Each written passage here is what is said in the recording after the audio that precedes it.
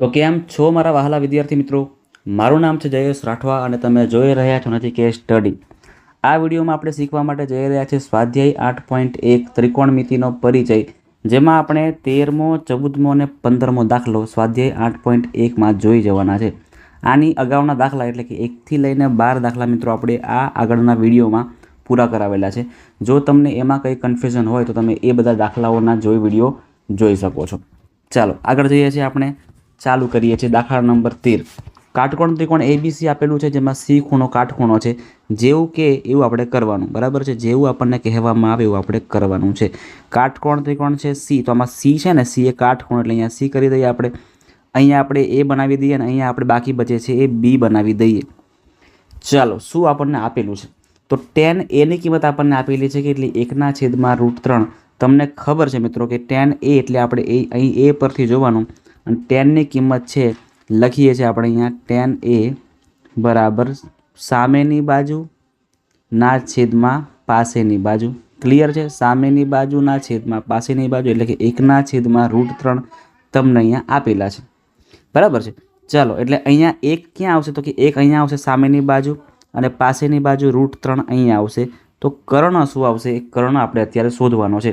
તો સૂત્ર તમને ખબર જ છે, તે મૂકી દઈએ આપણે એવી રીતે કે ભાઈ એબીનો સ્ક્વેર મતલબ કે કર્ણનો સ્ક્વેર બરાબર બાકીની બે બાજુ એટલે કે એસી અને બીસી, એસીનો સ્ક્વેર પ્લસ બીસીનો સ્ક્વેર આપણે મૂકીએ છીએ. ચલો ભાઈ, જે ખબર છે મૂકી દેવાનું. એસી આપણને ખબર છે √3, હા ભાઈ હા √3 છે, √3નો સ્ક્વેર. અને બીસી પણ ખબર છે આપણને 1, તો 1નો સ્ક્વેર. √3નો સ્ક્વેર કરો તો 3 જ થઈ જાય અને 1નો સ્ક્વેર કરો તો 1 જ થઈ જાય. 3 ને 1 4 થાય. સો મિત્રો A B square is 4. A B square 4 છે. તો એ બી મેળવવા માટે આપણે શું કરવું પડે? તો કે 4ને આપણે રૂટમાં મોકલી દેવા પડે. તો √4 બરાબર 2 થાય. એવું આપણે બધાને સામાન્ય જાણકારી તો છે જ, બરાબર છે ને? ધોરણ 10માં આવી ગયા છે એટલે આપણને એટલું તો ખબર જ હોય. ચલો ભાઈ, એટલે આપણને એ બીની કિંમત એ મળી ગઈ છે. કર્ણ આપણને મળી ગયો છે 2. હવે આપણને આમાં કોને જરૂર પડવાની છે એ બધું લઈ લેશું આપણે. Sine A cos B plus cos A sine B આપણે 1 લાવવાનો છે. આ જે કંઈ પણ લખ્યું છે ને પાછળ લખી દઈએ આપણે, એટલે વારાફરતી પેજ પલટાવવાના પડે. શું છે ભાઈ? સાઇન એ કોસ બી, જોજો અહીંયા સાઇન એ ગુણ્યા કોસ બી પ્લસ છે ને, હા, cos A sine B, cos A sine B બરાબર આપણે 1 છે એવું સાબિત કરશું. એટલે કે 1 સાબિત કરવાની જરૂર નહીં પડે. આ ડાબાનો જવાબ 1 આવી જાય એટલે ડાબા બરાબર જવાબ થઈ ગયું કહેવાશે. સૌથી પહેલાં આપણે સાઇન એ પરથી જોવાનું છે. સાઇનનું એટલે એ પરથી જુઓ. સાઇન સામેની બાજુના છેદમાં કર્ણ એટલે કે 1/2 આવશે. આની જગ્યા પર શું આવશે? 1/2. હવે કોસ બી જુઓ. કોસ બી એટલે બી પરથી જોવાનું, અને કોસનું સૂત્ર છે પાસેની બાજુ એટલે કે 1 અને કર્ણ એટલે તો 2 જ, એટલે કર્ણમાં તો 2 જ આવશે.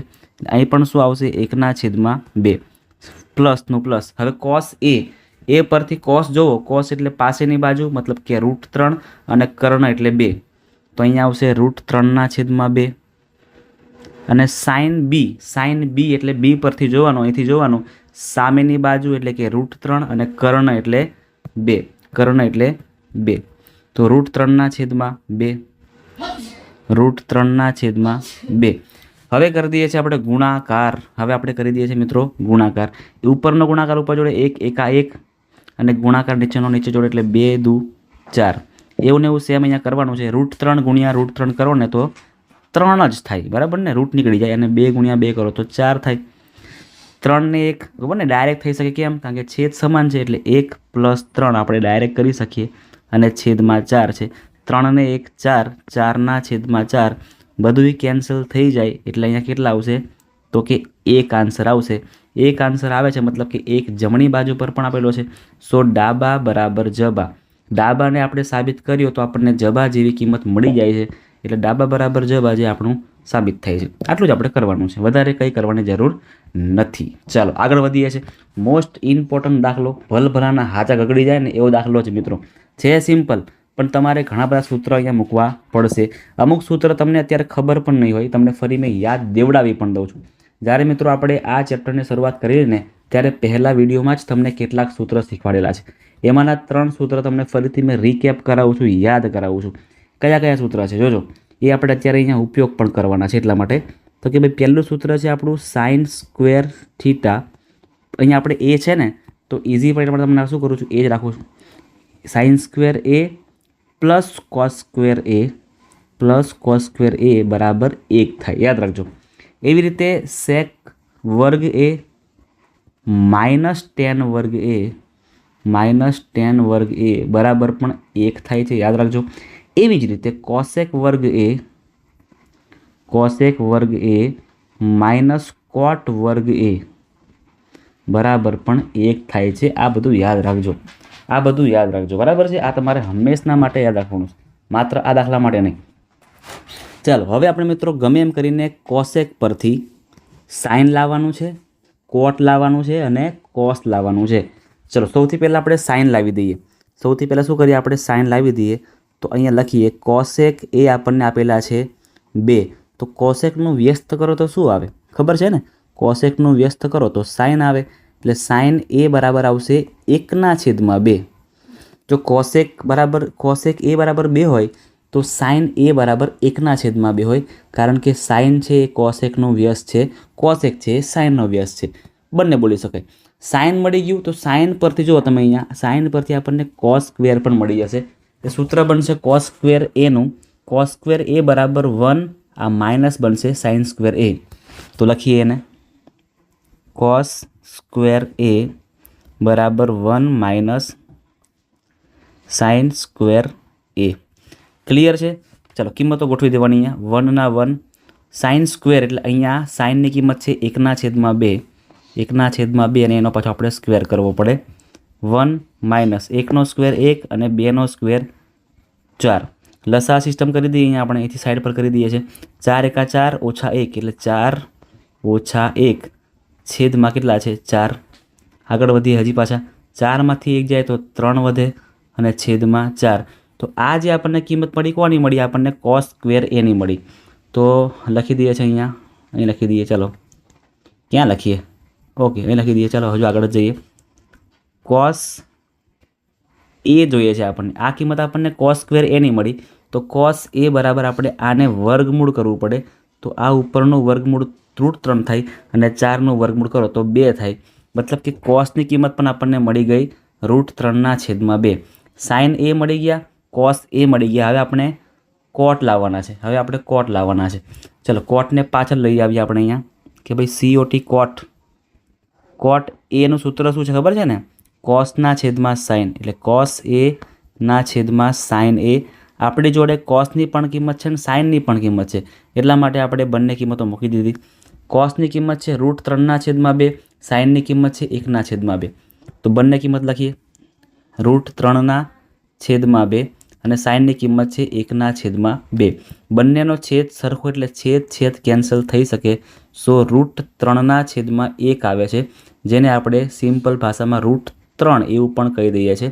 અહીંયા આપણને કોટ એની કિંમત પણ મળી ગઈ √3. બસ જેટલી કિંમત જોતી હતી એ બધી કિંમત આપણને મળી ગઈ છે. હવે આપણે ડાયરેક્ટ સૂત્ર મૂકી આ વાળું શું ગોતવાનું છે. તો કોટ એ પ્લસ સાઇન એ ના છેદમાં 1 પ્લસ કોસ એ આખું લખી દઈએ અને બધી કિંમતો લખીએ. દાખલો મિત્રો થોડોક મોટો છે, પણ તમારે ધ્યાન આપવાનું છે, તમારે ધ્યાન પૂરેપૂરું આપવાનું છે આની અંદર. જો શું કરું છું, સૂત્ર છે આનું પહેલું છે આપણું સાઇન એ અને એના છેદમાં શું આપેલું છે આપણને 1 પ્લસ કોસ એ. આમાં બધી કિંમતો આપણને જાણકારી મળી ગઈ તો મૂકી દેવાની છે. ચલો કોટ એની કિંમત કેટલી મળી આપણને, તો કે ભાઈ આ રહી √3 મળી, તો √3 ઠપકારવાનું છે. સાઇન એની કિંમત કેટલી, તો કે 1/2, પછી 1 પ્લસ કોસ એની કિંમત હતી √3/2. ઉપર કંઈ નહીં થાય પણ નીચેનું આનું લસા ફરી થશે, એટલે અહીંયા આગળ ફરી વધીએ. √3 પ્લસ 1/2 છેદમાં 2 એકા 2 પ્લસ 3, 2 પ્લસ √3 અને એના છેદમાં 2. હવે તમે જોઈ શકો છો ફરીથી કે ભાઈ આનો અને આનો છેદ સરખો એટલે છેદ કેન્સલ થઈ જાય. એટલે હવે શું વધશે આનું, ઉપર અહીંયા કરીએ, જગ્યાનો અભાવ ના થાય ને તો સારું છે, હે ને. ચલો તો અહીંયા વધશે હવે √3 પ્લસ 1/2 પ્લસ √3. અહીંયા ફરી લસા થશે, અહીંયા આનો ગુણાકાર અહીંયા કરી દઈએ. જોજો એટલે 2 ગુણ્યા √3 કરો એટલે 2√3 2√3 પ્લસ √3 ગુણ્યા √3 એટલે 3 પ્લસ 1 અને છેદની અંદર આવશે 2 પ્લસ √3 ગુણ્યા 1 એટલે એ જ આવે 2 પ્લસ √3. ક્લિયર છે? ચાલો આગળ જોઈએ છે. ધીરે ધીરે આપણે આગળ વધતા જ રહેવાનું છે ભાઈ. ચલો 2√3 પ્લસ 3 અને 1 4 થાય અને છેદમાં 2 પ્લસ √3 છે. હવે આનાથી આગળ શું કરશું? તો અહીંયા કોઈના ભાગ પડતા નહીં, તો આપણે આનું સમીકરણ કરવું પડે. ધોરણ 9ની અંદર આપણે ચેપ્ટર નંબર 1માં શીખ્યા હતા સમીકરણ. સમીકરણ કરવા માટે છેદવાળી સંખ્યાને આપણે ઉપર સેમ ટુ સેમ જવા દેવાની, બરાબર. 2√3 અહીંયા પણ છે, સેમ વસ્તુ કરવાનું, ખાલી ને ખાલી નિશાની ચેન્જ કરવી પડે. આ પ્લસ છે તો અહીંયા બંનેને માઇનસ માઇનસ આપી દેવા પડે. થોડુંક આપણે જગ્યાનું એરેન્જમેન્ટ કરવું પડશે, કારણ કે આટલામાં તો નહીં જ થઈ રહે. થોડુંક આને છે ને આપણે સાઈડ પર ઉપર કરી દઈએ, કાં તો આ જે ભાગ છે ને એને સ્મોલ કરી દઈએ. ઓકે ચાલો, હવે વાંધો નહીં આવે. હવે આને ઉપર જવા દઈએ. બસ આવું આપણે સેટ કરવું પડશે, બરાબર છે મિત્રો. આ સ્માર્ટ બોર્ડનું આપણે આ જ કામ છે. સ્માર્ટ આપણે કામ કરીએ ને એમાં આ જ એક ફાયદો છે, આપણે ગમે એને ઉપર નીચે કરી શકીએ છીએ, બરાબર ને. ચાલો હવે બધું સેટ થઈ ગયું છે, ચિંતા નહીં. હવે ઉપરનો ગુણાકાર ઉપર, નીચેનો ગુણાકાર નીચે કરવાનો છે. તો 2√3નો ગુણાકાર કરવાનો સૌથી પહેલાં આપણે આ વાળા પદ સાથે 2√3નો ગુણાકાર કરીએ 2 - √3 સાથે. એવી રીતે +4નો ગુણાકાર કરવાનો આપણે ફરીથી આની સાથે, એટલે 2 - √3 સાથે. છેદમાં તમે જુઓ કે સંખ્યા સરખી છે પણ નિશાની અલગ અલગ હોય તો પહેલાંનો સ્ક્વેર ઓછા બીજાનો સ્ક્વેર. 2નો સ્ક્વેર કેટલો થાય? 4 અને √3નો સ્ક્વેર કેટલો થાય? 3. અહીંયા જો 2√3 ગુણ્યા 2 એટલે 2 દુ 4, 4√3 માઇનસ 2√3 ગુણ્યા √3, √3 ગુણ્યા √3 કરો એટલે 3 થાય અને 3 દુ 6 એટલે અહીંયા 6 થશે, પ્લસ 4 દુ 8 માઇનસ, બરાબર, પ્લસ માઇનસ માઇનસ 4 ગુણ્યા √3 એટલે કે 4√3 થશે. છેદમાં 4માંથી 3 કાઢો એટલે 1 વધશે. લખવાની આપણને કોઈ જરૂર લાગતી નથી. હવે શું કરીએ તો કે જુઓ તમે અહીંયા 4√3 માઇનસ 4√3 કેન્સલ થઈ જાય. તો આ +8 અને -6 કરો, +8 -6 કરો તો કેટલા મળશે આપણને? 2 મળશે. એટલે આ 2 દેખાઈ રહ્યા છે ને તમને, આ 2 આપણો જવાબ છે. આ 2 આપણો જવાબ છે, બરાબર ને મિત્રો.